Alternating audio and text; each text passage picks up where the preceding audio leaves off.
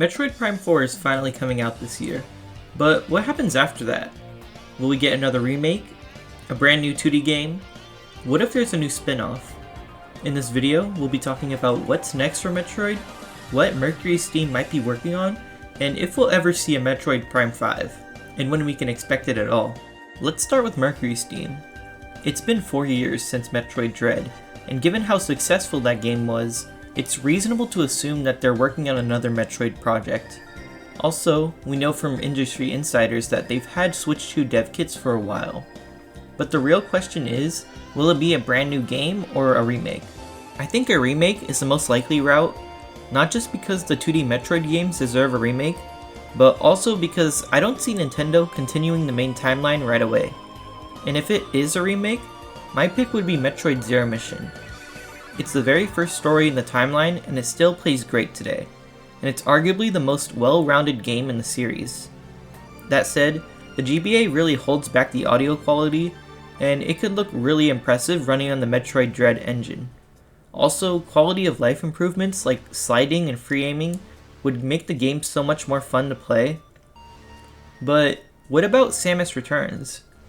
I believe they'll put Samus Returns on the Switch 2 on the last years of the console life cycle, just like they did with the Mario RPGs and DKC Returns.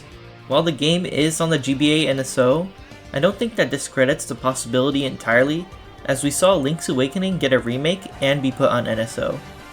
But what if it is a new game?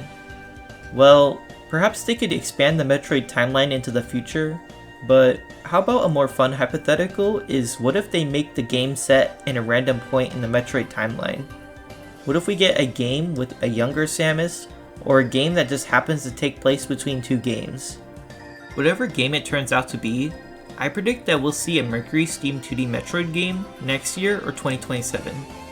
What about the Metroid Prime series? I believe the future of the series depends heavily on how Prime 4 performs. If it fails, then maybe we won't see a new Prime game for another decade. If it succeeds, then maybe we can see Prime 5 at the last half of the Switch 2 generation.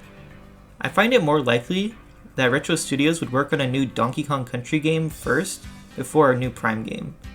However, I could definitely see Retro Studios make Prime 2 and 3 remakes at the same time as the next DKC game. Could there be a spin-off? It's not off the table. Nintendo has done a lot of Metroid spin-offs before, and I honestly have no idea if they'll go for it next. But if they do, then let's all hope that it's at least good. And that was everything I wanted to cover about the future of Metroid.